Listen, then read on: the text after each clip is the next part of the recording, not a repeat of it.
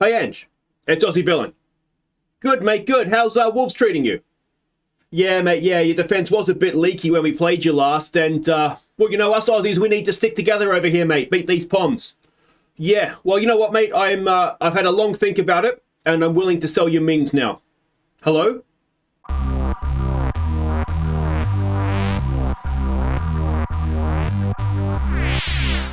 Hi guys, I'm Aussie Villain and welcome back to Aston Villa. It is episode 7 of the beta series and today we are going to have an FA Cup tie against Middlesbrough and then we go to Anfield to face Liverpool. Now when we played them at our place, we really should have beaten them but we lost 2-1. So hopefully we'll at least get a point off them at home, their home I should say. Now transfer window is open, it's still open, it's January 28th. We have had some departures. The one that we knew about was Ashley Young off to Olympiacos, so that saved us some money in wages. The other ones that have left is Gilbert to Bournemouth for 4.5 million. They've got a bargain for him there, but the issue was that his contract was out at the end of this at the end of this season. So I figured it was better to get something than nothing, and I wasn't really planning on using him anyway, so I think that works out okay. And the other one that's left, surprisingly perhaps, is Matty Cash. Only got 11.25 million for him, but I wasn't really happy with the way he was playing, so I had a replacement lined up, which we'll see in just a second. So I really did just need to get him out. So that's what we've done. Now the players that have come in, we have not managed to sell Tyrone Mings as of yet. I am trying desperately to do so. But the two players we've signed from Fiorentina for 12.5 million, potentially rising to 21.5, is Lucas Martinez Quarta. He is an Argentine international central defender. We're paying him 95 grand a week, and he's very, very solid. He's a ball-playing centre-back. He can pass. He's got good vision as well. Just a good, solid centre-back, that's all I want. I just don't want my centre-back stuffing up. So we've gone and we've signed him. Let's have a quick look at his career to date.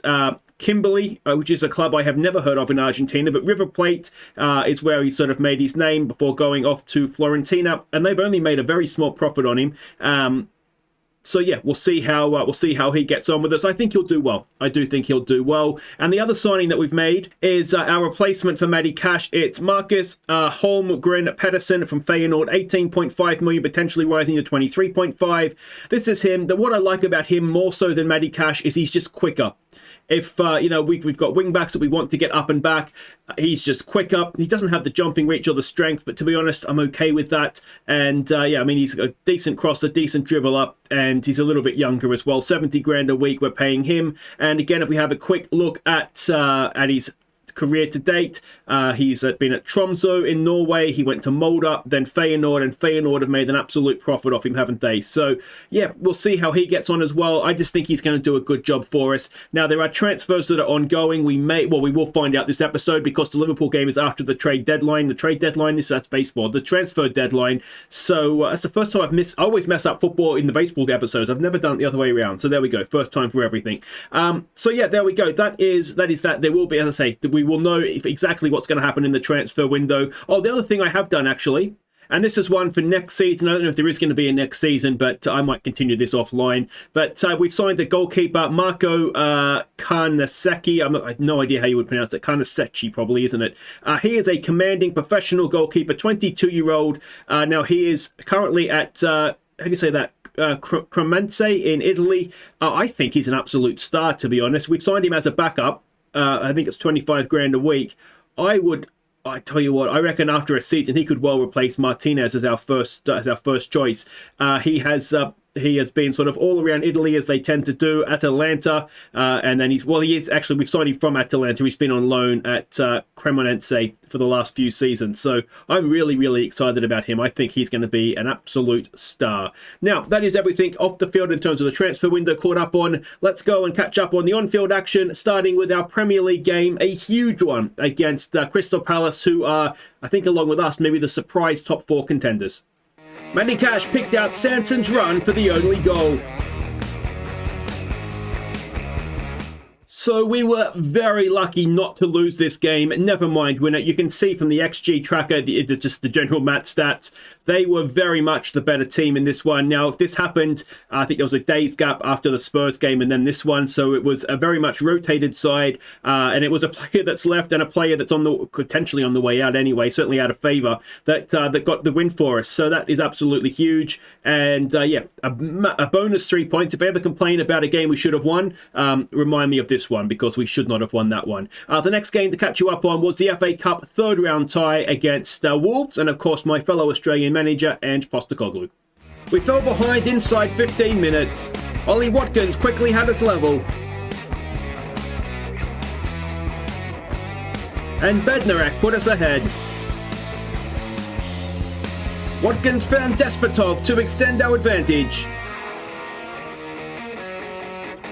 before a goalkeeping error allowed Despotov to get our fourth before half-time. Douglas Luiz got sent off, but Digna crossed for Ings to seal the tie with 10 men.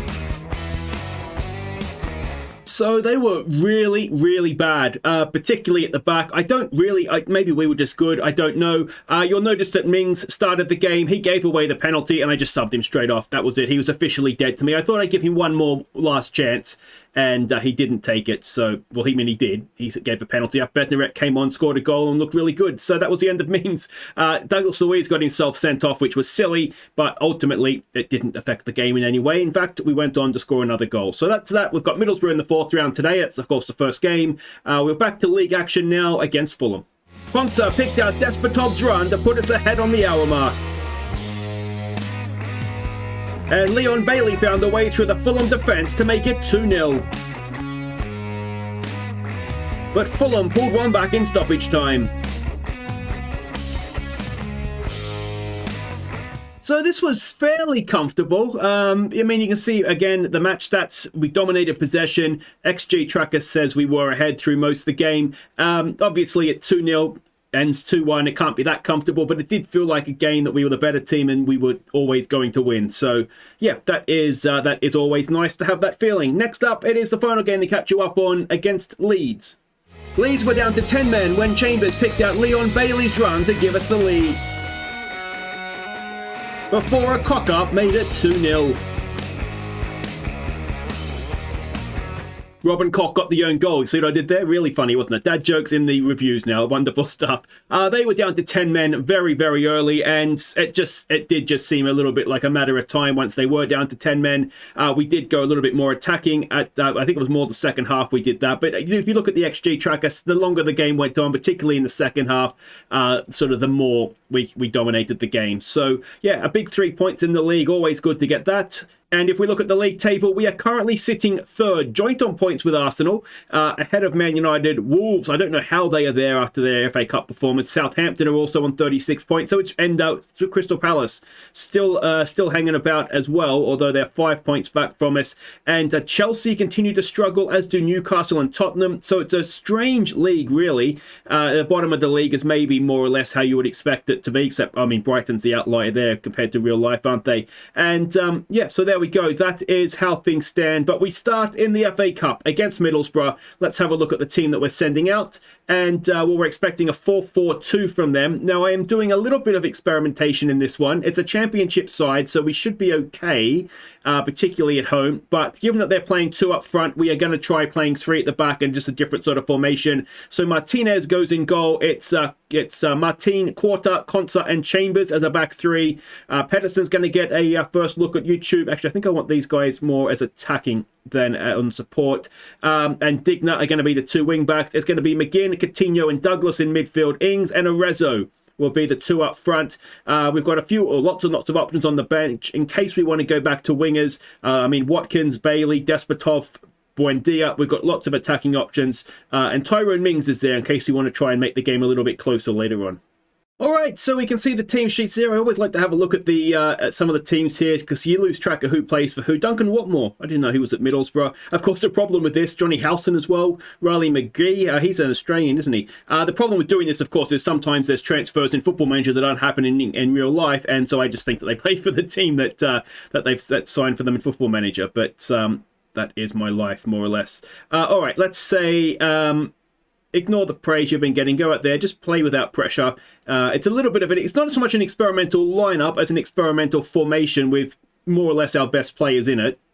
All right, and here we go. There was a big part of me that wanted to try wide centre-backs in this one, Chambers on the right and Mings on the left, but I've just got to give up on Mings, honestly. There is some interest in him, but it's more loan interest with a mandatory fee, which is only like 8 million. There's a cross in the box. It's Ings! Oh, the goalkeeper is Superman his way out, and can we make them pay for that? Not quite. McGinn does win it back, though. Yeah, so it's mostly loan interest. I just want to sell him, to be honest. I would accept a loan just to get his wages off the books. Pedersen with a ball in and Ings! It's a wonderful cross in from Pedersen. Welcome to YouTube. Welcome to the club. And in the 7th minute, we have taken the lead. And, well, that's more or less what I want him to do. Just quick up and down and whip in a good quality cross. And that's exactly what he's done there. Got the ball under control, and Danny Ings is there to... Well, it's a well-placed header, really, isn't it? Just inside the far post there. Excellent start to the game. We'll give him some praise. And then we'll see what we can do. We've got some defensive work to do here. And Martinez is there. And is that the highlight? It may not be. Here we go, Quarter.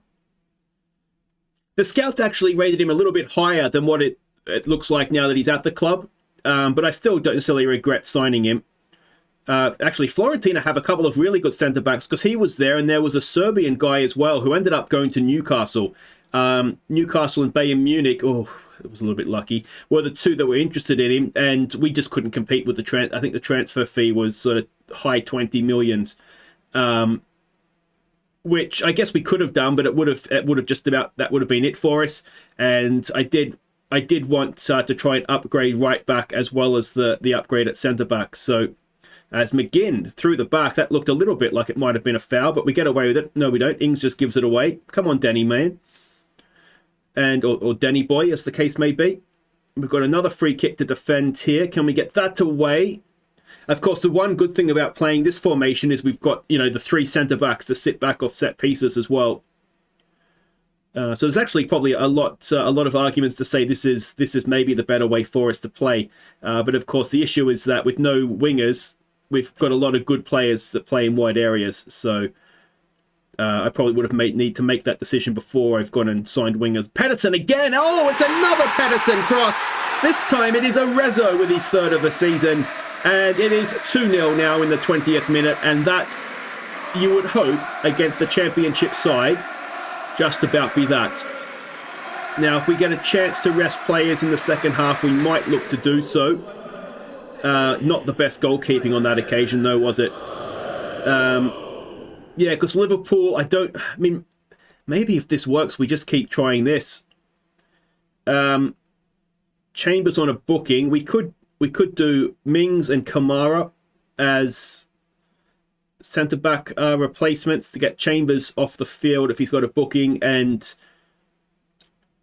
yeah, I mean, do I give Mings a final chance for the 13,000th time? The problem is that if no one's going to sign him, then we're kind of stuck with him, and it just makes me think perhaps I've just got to find a way. A decent ball in from Digna, but just couldn't quite wrap his foot around it enough. But the form that their goalkeeper's been in, it's almost worth testing him, isn't it? Chambers now trying to get back and does, let's say, just about enough. Let's tell him to focus. If we can get a 3rd goal, that's when I think I'd feel more comfortable making subs. As things stand right now, it's still a little bit nervy to be doing that. But 2-0 at half time. That is absolutely... They're out XGing us, which is a little bit worrying.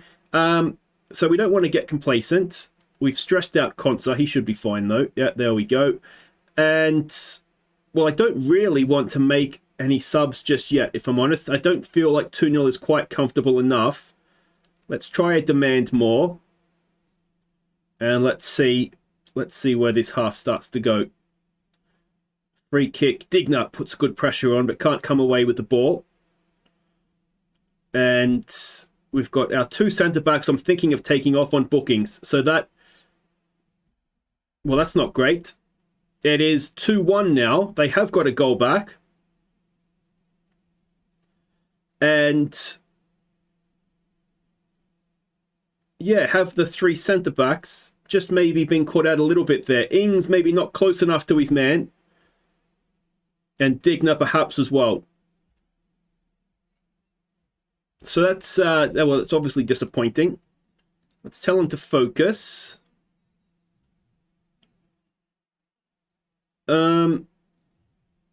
Okay. Defensively, we're not doing very well here. So let's have a rethink here. Okay, so we are making the 2 subs at centre-back. So Kamara and Mings is coming on. This is last chance saloon now for Mings. We were previously playing through the middle as well, so I've taken that off now. We're still looking for the overlap of the wing-backs getting forward. That's the whole point of them being there. But we're not forcing it through the middle. Digna goes through the middle. I just said we're not forcing it through the middle. Digna lines one up, but that is maybe not the best thing he has ever done. Let's demand more. Coutinho is really just not having a good day, so we'll get Buendia on for him, and Digna, let's get Augustinsson on for him. And then that's 5 subs, and a good ball through for Arezzo, but he can't find the back of the net. Let's cancel that, because that was a nice ball that Coutinho just made, but Digna, I think, is not having a good day, so we've got to get him off. We are coming towards the end of the game. They are going very, very attacking now. And we are indeed actually in stoppage time. Perhaps it's time to think about closing this game down. Is it going to be too late for that, though? Augustinsson, it is not too late, because Martinez off his line nice and quickly. Now, Mings hasn't stuffed up yet, which is slightly troubling. Ball forward. Not really to anybody. McNair is going to get caught there by Ings. Ings to Arezzo. Arezzo! Oh, that is horrible. Okay, well, we're not covering ourselves in any sort of glory here. Okay, Coutinho can come off for Dan Donker. That is 4 subs. And I don't think I'm going to look to do anything else. We'll just leave it at that for now. We'll drop these guys back into fullbacks. And, well, the second half hasn't really happened for us, has it? It's sort of been a little bit of a non-event. But we will now get rid of all these things. No, we want lower tempo, more time wasting. That, and that can go. And, yeah, well, ultimately, it's a cup game. The cup games are all about just getting the job done. And we more or less did that in the first half.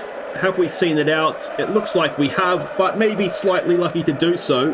The Middlesbrough XG, that second, I mean, they had one really good chance, so maybe that has skewed things a little bit. But, yeah, that wasn't quite good enough.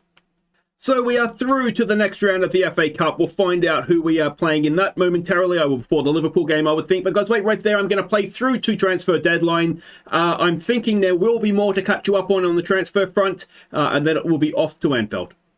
Okay, welcome back. It is 1 in, 1 out. Transfer deadline day has come and gone. The player leaving is Morgan Sanson, 16.25 million to Monterrey in Mexico. There's a lot of French players that go to Mexico these days, isn't there? We're paying a little bit of his wages, but ultimately we just needed to... Not that he's a bad player, but we just needed to get him out, to be honest. He's a little bit older, and he was on quite big wages. And the reason for that is because we've signed somebody else to play midfield, and it is this guy, Dani Ceballos, from Real Madrid. Fans aren't sure about him. He does look like a suitable replacement for Morgan Sanson, which is good. He's a regular starter, 75 grand a week, so he's actually on a little bit more money, but that's details. We've actually signed an absolute bargain, £3 million. He wasn't wanted by Real Madrid. I think his contract may have been up at the end of this season as well, but he is a very, very good midfield player, and I'm hoping we're going to get some really good performances out of him. Yep, so we'll just kind of see how he goes. Now, his career to date, you will, of course, recognise the name from his time at Arsenal. He played for Real Betis, went to Real Madrid. It's never really... Oh, he did play. He's obviously never established himself there. And now, £3 million, absolute bargain. And the kind of my logic behind signing him was that even if he doesn't work out for us, we're going to make an absolute killing on him in the transfer market. We'll be able to sell him on for a nice profit as well. So, yeah, that is the signing that we have made. Now, we were so close to signing an absolute wonderful defender. We had transfer deal done for Giorgio Scalavini. We had everything. It was agreed. Everything was, we were just waiting. You can see here, transfer delay, 20 million, 75 grand a week, important player. And then Mings, the board blocked his sale to Spurs. £10 million we had for him, and they wanted 11. So for the sake of £1 million, this didn't go through.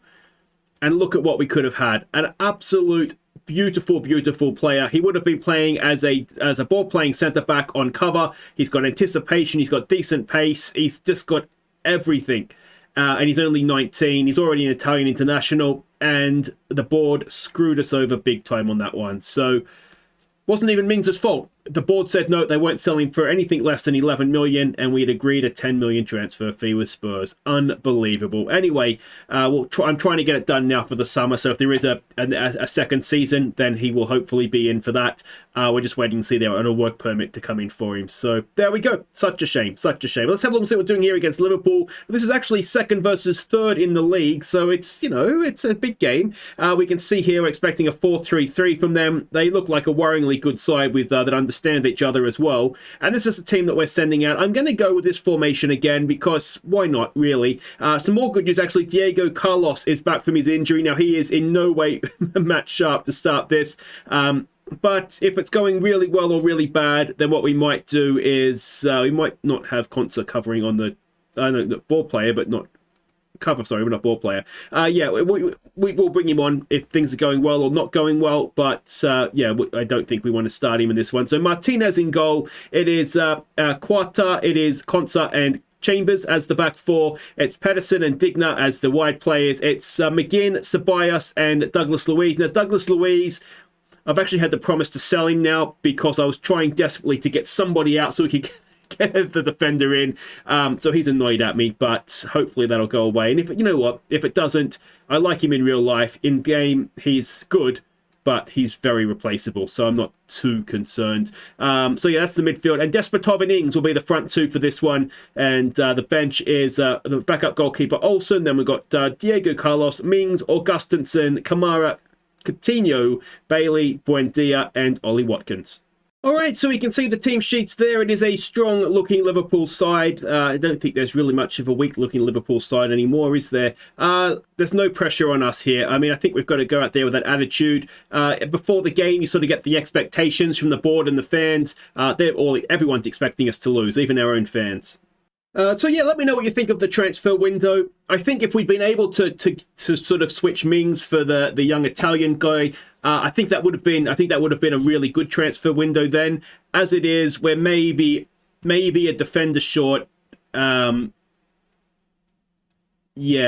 I'm not really completely happy with what we did, but the summer, of course, if we do have a second season, and it's going to, a little bit of that depend how this season goes. Oh, and the crossbar has saved us there. If there is a second season, then we've got, you know, 2 signings ready to go, assuming he gets a work permit for the, you know, which he already had qualified for one. So there's no reason why he wouldn't second time around. Then yeah, you know, we've got a good backup goalkeeper in who could easily become first choice, and we've got a good central defender in as well. And I'm sure we'll be able to sell on some of the excess players at that point as well. Despotov loses out, but Digna's there to pick up possession. Ceballos already booked. Well, we're not going to take him off just yet, but it's a good ball to find Pedersen, but a heavy touch. And where is this highlight going? It starts to get a little bit worrisome, doesn't it, when the highlight goes on and on and on, and Liverpool have won possession. Can we go and get a tackle in here somewhere, win this ball back? Can we stop the cross coming in? Chambers should be there. Pedersen, don't get caught in possession. Well, he's tried to do the right thing there, and it's over the top. At least he didn't do what Mings would have done and just give it to him and then sit down. So that's something. There's a part of me, we're dropping off them. There is a part of me that thinks we should maybe step up, particularly if they're... Never mind, we're going to be with 10 men now, so we'll have to sit back a little bit, won't we? Now, do we go one up top? The problem with doing that is that our strikers are marking wing-backs just now, so I'm thinking what we might need to do instead is maybe bring on Kamara for Ceballos and go with 2 in the middle, and we'll send Douglas Luiz box to box. But yeah, that's not ideal. I think that goes without saying, doesn't it? We'll be more disciplined. We'll play for set pieces because that's going to be our best chance, in all likelihood, to get a goal. And I wonder if... I don't want to drop off. I know. So the thing is, I've heard in the new game that being defensive is a little bit more effective than it has been previously. I just don't like doing it. I don't, because I just feel like you just sit back, wait to get beaten. It always annoys me in real life when Villa does it, although they do it maybe less now than they used to. But you watch them play Manchester City, and they, to be fair, I don't think Gerrard necessarily did that. Unlucky, we can go with that. But yeah, just sitting back, and you're defending, and you're just waiting to get beaten, and I just find it annoying to watch as much as anything. Now, one thing that we could look to do, we've got Coutinho on the bench. Also, Buendia would be another one, sort of an unpredictable attacking player, and I'm wondering if we go and play someone like that off of Ings up front. Well, it could be Despotov. I think Despotov he hasn't looked as effective here. I think he might be better. Oh, good block. And Chambers. Oh, Jesus Christ, Chambers. What is it with our defending? He was having a good game. He was having a good season. And that is just a brain-dead thing to do. There was no danger. He just had to pull it out for a corner. We're a man down, man. You just got to... Can Martinez save the Mo Salah penalty? Oh, he doesn't have to. Mo Salah has missed it. That's a nice favour for us. All right. All's forgiven, Callum. Just think about what you're doing, please. All right. I think we might try that. Coutinho against his former team. That's the narrative, isn't it? Now, can we just... I don't think we necessarily want... Okay, so let's put him out wide as a trequartista. Now, trequartistas famously don't like to do defensive work. In this case, though, Coutinho, you're going to have to do something for us. And let's get Ings as a pressing forward up... Complete forward up top. And, yeah, we'll just see if that can maybe work for us. Kamara and Quarta gets it forward. Oh, we can't quite get to that. And Chambers has slid in there. Can we get back? We can't. Oh, and the post has saved us again. I tell you what, this goal frame's been our man of the match so far. All right, so let's just go back to... All right, our balance is fine. Let's do that. We've got a corner to defend. Oh. Is it offside, please? Oh, it might be, Did Jordan Henderson stray offside? He wasn't the one I thought the goal scorer maybe was offside for the flick on, but I'm not sure we're going to get this. Oh, we have. We are clinging on, aren't we? But can we cling on enough? The flick on. Also, Henderson. Yeah, Henderson is definitely offside. Darwin actually wasn't. So Henderson's done us a big favour there. Always was a fan of yours, Jordan. All right, let's give it a focus. We are getting into the part of the game now where it becomes cruel. Now, we were cruelly robbed at Villa Park because we should have gone 2-1 up, and then they scored to actually go and nick all 3 points off of us. Chambers has got a knock. All right, so let's get... I think I prefer Diego Carlos, who hasn't played all season, to Tyrone Mings coming on in this situation. So we'll make that change. Everybody can sit back. It's very much all hands on deck at this point. Just see this out, please. It would be a huge point. It would a stratospheric point even. It would be absolutely massive if we can get this. 10 men for most of the game, it feels like. So if we can hang on, and it would be hanging on. Let's not kid ourselves. They've hit the post. They've missed the penalty. They've had a goal ruled out. And if we can go and win it, then that would make up for the game at Villa Park. Ball driven in, but not much we could do there. And is this the sucker punch now? We've drawn ourselves out. Pedersen is there, and he's fouls against us. So, all right, mate, that's a good yellow card to take. Absolutely okay with that. That'll be the subs. Let's give it a focus, and we have done it. Well, that is the best 0-0 we'll have all season. Absolutely deserved to lose that game. Yeah, ridden our luck, but we've got away with it in the end, and that is a very satisfying result. So there we go. We stay third in the league. It is still very, very close, but we've done just about enough. Forest have taken a point off of Arsenal, which is a good result for us. Man United, they beat Brentford, so that's brought them back into things a little bit, and Wolves have beaten West Ham. So yeah, we got away with that just about.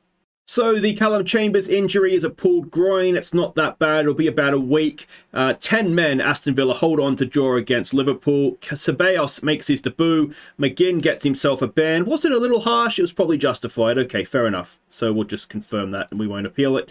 And guys, that will do it for today. If you have enjoyed that, make sure you hit thumbs up. Don't forget to subscribe if you are, of course, new. We'll be back next time. We've got Burnley at home in the FA Cup. That was our reward for beating Middlesbrough. So we'll come back for that. A little bit of a cup run going on now, and let's do Spurs at home after it. Spurs, of course, we saw last episode and got done, so we'll face them at home and see if we can get ourselves a little bit of revenge for that. Until then, have an Aussie villain. Thank you so much for watching. Take care.